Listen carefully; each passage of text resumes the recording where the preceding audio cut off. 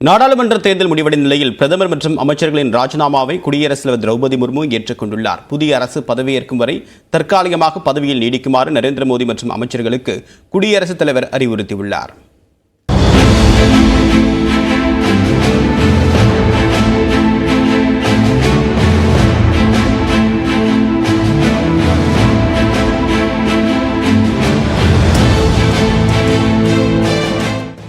நாடு முழுவதும் நடைபெற்ற 18வது மக்களவைக்கான தேர்தலில் எந்த கட்சிக்கும் தனி பெரும்பான்மை கிடைக்கவில்லை. எனினும் பாஜக தலைமையிலான தேசிய ஜனநாயக கூட்டணி 292 இடங்களை கைப்பற்றி உள்ளதால் 3வது முறையாக பாஜக கூட்டணி ஆட்சி அமையும் சூழல் ஏற்பட்டுள்ளது. இந்நிலையில் டெல்லி லோக் கல்யாண் மார்க்கில் உள்ள பிரதமர் நரேந்திர மோடியின் இல்லத்தில் மத்திய அமைச்சரவை கூட்டம் நடைபெற்றது. பிரதமர் நரேந்திர மோடியின் 2வது பதவி காலத்தில் நடைபெறும் கடைசி மக்களவை கூட்டம் இதுவாகும். இதில் 17வது மக்களவையை உடனடியாக கலைக்குமாறு குடியரசுத் தலைவருக்கு பரிந்துரை செய்து தீர்மானம் நிறைவேற்றப்பட்டது. இதனையடுத்து டெல்லியில் உள்ள குடியரசுத் தலைவர் மாளிகையில் குடியரசுத் தலைவர் திரௌபதி முர்முவை பிரதமர் நரேந்திர மோடி சந்தித்து பேசினார். அப்போது அமைச்சரவையின் தீர்மானத்தையும் தனது அமைச்சரவையின் பதவி விலகல் கடிதத்தையும் பிரதமர் அளித்தார்.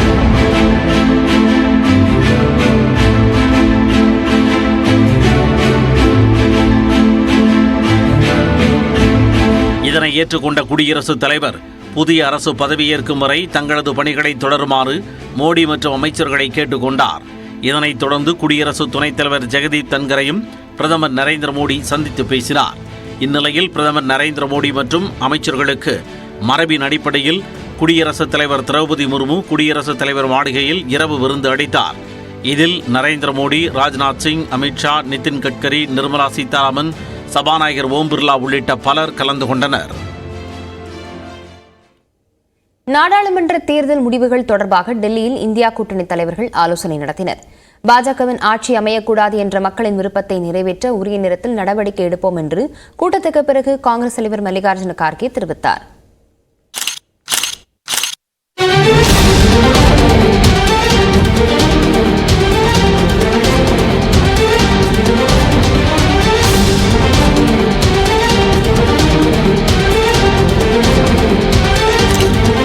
பதினெட்டாவது நாடாளுமன்ற தேர்தலில் இந்தியா கூட்டணி மொத்தம் 234 இடங்களை கைப்பற்றியுள்ளது. பெரும்பான்மைக்கு தேவையான 272 இடங்களை பெற இன்னும் 38 இடங்கள் தேவைப்படும் நிலையில் அடுத்த கட்ட திட்டம் குறித்து இந்தியா கூட்டணி கட்சிகளின் தலைவர்கள் டெல்லியில் நேற்று ஆலோசனை நடத்தினர். காங்கிரஸ் தலைவர் மல்லிகார்ஜுன கார்கே இல்லத்தில் நடைபெற்ற இந்த கூட்டத்தில் காங்கிரஸ் முன்னாள் தலைவர் சோனியா காந்தி, ராகுல் காந்தி, திமுக தலைவர் மு.க. ஸ்டாலின், சமாஜ்வாதி தலைவர் அகிலேஷ் யாதவ், தேசியவாத காங்கிரஸ் தலைவர் சரத் பவார், ராஷ்டிரிய ஜனதா தளம் தலைவர் தேஜஸ்வி யாதவ், இந்திய கம்யூனிஸ்ட் பொதுச் செயலாளர் டி ராஜா, மார்க்சிஸ்ட் கம்யூனிஸ்ட் பொதுச் செயலாளர் சீதாராம் யெச்சூரி, தேசிய மாநாட்டுக் கட்சி தலைவர் உமர் அப்துல்லா, விடுதலை சிறுத்தைகள் கட்சி தலைவர் திருமாவளவன் உள்ளிட்டோர் பங்கேற்றனர். கூட்டத்தின் தொடக்கத்தில் பேசிய மல்லிகார்ஜுன கார்கே மக்களின் தீர்ப்பு நரேந்திர மோடிக்கு எதிரானது என்றும் இது அவரது தார்மீக தோல்வி என்றும் கூறினார். மோடிக்கு அரசியல் ரீதியாக மிகப்பெரிய இழப்பு என்றாலும் மக்களின் விருப்பத்தை தகர்ப்பதில் அவர் உறுதியாக இருப்பதாக விமர்சித்ததாக கூறப்படுகிறது. தொடர்ந்து தேசிய ஜனநாயக கூட்டணி ஆட்சி அமைய காரணமாக இருக்கும் சந்திரபாபு நாயுடு, நிதிஷ்குமார் உள்ளிட்ட தலைவர்களுடன் பேச்சுவார்த்தை நடத்தி கூட்டணிக்குள் கொண்டு வந்து ஆட்சி அமைக்க முயற்சி செய்யலாமா அல்லது நாடாளுமன்றத்தில் எதிர்க்கட்சியாக செயல்படலாமா என்பது குறித்து அனைத்து கட்சி தலைவர்களும் தங்கள் ஆலோசனையை வழங்கியுள்ளதாக கூறப்படுகிறது. கூட்டத்தை தொடர்ந்து வெளியே வந்த தலைவர்கள் குழுவாக புகைப்படம் எடுத்துக் கொண்டனர்.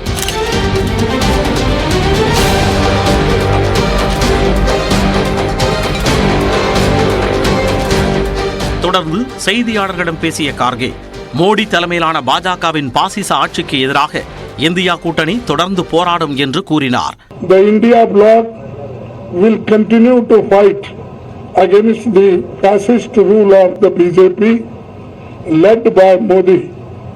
We will take appropriate steps at the appropriate time to realize the people's desire not to be ruled by the BJP's government, and this is our decision. பாஜக ஆட்சிக்கு மக்கள் தகுந்த பாடம் புகட்டி இருப்பதாக கூறிய விசிக தலைவர் திருமாவளவன் இந்தியா கூட்டணி ஆட்சி அமைக்குமா என்பது குறித்தும் தெரிவித்தார். இந்தியா கூட்டணியின் சார்பிலே ஆட்சி அமைப்பதற்கான எந்த முகாந்திரமும் இல்லை. அந்த முயற்சியையும் மேற்கொள்வதற்கு சாத்தியக்கூறுகள் இல்லை. ஆகவே அதை பற்றி பெரிதாக யாரும் கருத்துக்களை பகிர்ந்து கொள்ளவில்லை. இதைத் தொடர்ந்து சென்னை திரும்புவதற்காக டெல்லி விமான நிலையம் வந்த முதலமைச்சர் மு க ஸ்டாலின் ஆந்திராவில் பெரும்பான்மை வெற்றி பெற்று ஆட்சியமைக்க உள்ள சந்திரபாபு நாயுடுவை சந்தித்து பேசினார். இதுகுறித்து எக்ஸ் தளத்தில் பதிவிட்டுள்ள மு க ஸ்டாலின் ஆந்திர சட்டப்பேரவை தேர்தலில் வென்ற சந்திரபாபு நாயுடுவுக்கு வாழ்த்துக்களை தெரிவித்ததாகவும் சகோதர மாநிலங்களான தமிழ்நாடு மற்றும் ஆந்திரா இடையேயான உறவுகளை வலுப்படுத்த ஒத்துழைப்போம் என்று நம்பிக்கை தெரிவித்ததாகவும் குறிப்பிட்டுள்ளார்.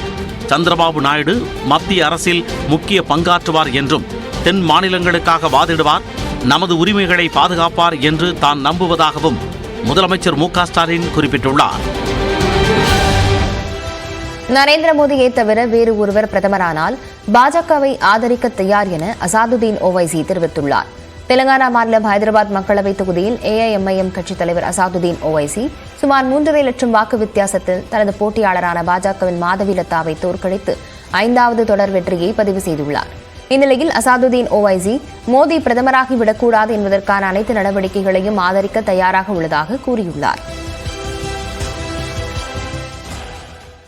மத்திய ஆட்சியாளர்கள் மீது மக்களுக்கு நம்பிக்கை இல்லை என்பதைத்தான் தனி பெரும்பான்மை பெற முடியாத பாஜகவின் சரிவு காட்டுவதாக முதலமைச்சர் மு க ஸ்டாலின் தெரிவித்துள்ளார்.